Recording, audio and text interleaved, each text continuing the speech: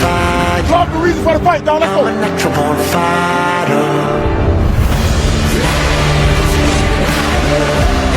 Are you kidding me? Lead for the end zone.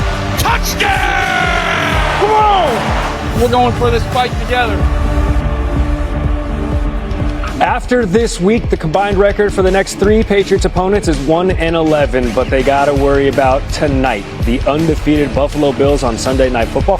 Stephon Diggs makes his return to Buffalo as a member of these Patriots, who are trying to win back-to-back games for the first time since 2022. Here's Patriots reporter Michael Reese. Drake May called Sunday's game against the Bills a great gauge for the Patriots, a checkpoint to see what we've got and what we can handle. They said Coach Mike Vrabel told the team the Bills are where the Patriots want to be. They're Super Bowl contenders, they're multiple-year AFC East champions, and they're good at home. So May said to beat them and break their 14-game home winning streak, they need to play 4 quarters, and they need to bring their own energy in a hostile environment. May is spinning it through 4 games, putting up nearly the same numbers as the 2024 MVP campaign of Josh Allen. Both quarterbacks averaging 8 yards per pass attempt. They've both thrown for 7 touchdowns apiece. The big difference here is Allen and the Bills, they're 4-0. May and the Patriots, they are. It's a wrap. Jackson Dart wanted to fight everybody last week in a Charger uniform in his first career win. So we got good news, bad news for the Giants. Good news, taking on the winless Saints. Not a bad start for Dart, right? You get his second straight win. Bars. Problem is, the bad news. You got to go to the Superdome to get it. Don't expect Dart, though, to wilt in the noise of Nolans. This man played in the SEC. Hostile crowds, not anything new. A winning streak for New York, though, would be.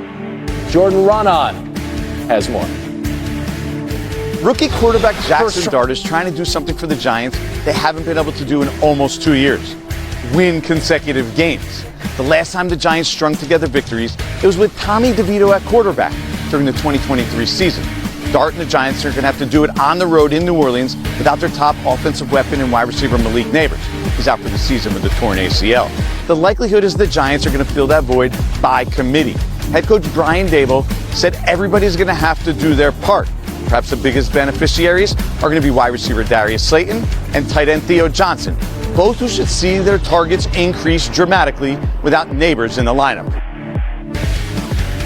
Herm Edwards with us now. Coach, there's no Malik Neighbors for Jackson Dart or the rest of the Giants offense, but how can Dart take what he did well in last week's season debut and roll it forward against the Saints? Well, I think if you're the Giants, first of all, it starts with your running game. Scatterboo all of a sudden became a Giant fan favorite, right? Sure. Rightly so. He's a big, powerful back. And then Jackson Dart, I think he does a nice job of extending plays with his legs. Just has to be careful. Guy plays with a lot of energy. He's got to know when to protect himself. Obviously, when you think about the passing game, you still have Slayton and they have Robinson. Mm-hmm. Get the ball to those guys. So they're in good shape. This is a game that the Giants should win. Yeah. They're a better team than the Saints right now. The Saints are 0-4 for a reason. They're not playing very well. This is a must-win for the Giants. From a rookie quarterback who made his first start and his subsequent first win last week in Jackson Dart, we got another one starting today in London. What do you need to see from Dylan Gabriel, who gets the start for the Browns against the Vikings? What I saw in the preseason, he was very, very accurate with the football. Sure. He's a timing quarterback. He's not going to beat you vertically throwing the ball down the field, but he gets the ball out of his hands very well. He throws it in nice spots. Offense is not too big for him. Watch him. He just gets the ball out. He throws it to the open guy. He keeps the chains moving. So I like his style of play. Sure. He's left-handed. Reminds me a lot of a guy that played there a long time ago. When you think about the Browns, you know, and it was your San Diego State guy. Yeah. See, and so you know, the thing we like about him, ball's out. Sure. He gets the ball out, like Brian Sipe. Brian Sipe was here back in the day from San Diego State. Reminds me a lot of Brian Sipe. Same height, same demeanor. Right? Good quarterback. There's a great defense in Cleveland, and you're going against a Minnesota guy and Carson Wentz getting the start. I mean, it had to set the world on fire. It's an opportunity for Cleveland. What do you see on the defensive side of the football for these Browns? Well, obviously, look, Carson Wentz has seen everything you can imagine as a quarterback, so you're not going to fool him, right? Can you get him to turn the ball? Can you bring pressure and make him, you know, throw the ball to you? That's going to be the key. Yeah. They've been hanging out. Coach Herm Edwards hanging out with us all morning on SportsCenter and getting the table set for Week 5 in the NFL. All right, NFL Now, there are facts and there are emotions when it comes to the Eagles' passing game, or lack thereof. The emotions include top wideout A.J. Brown getting in his Twitter subtweet feels after a Sunday win in Tampa that saw him have 2 receptions for 7 yards.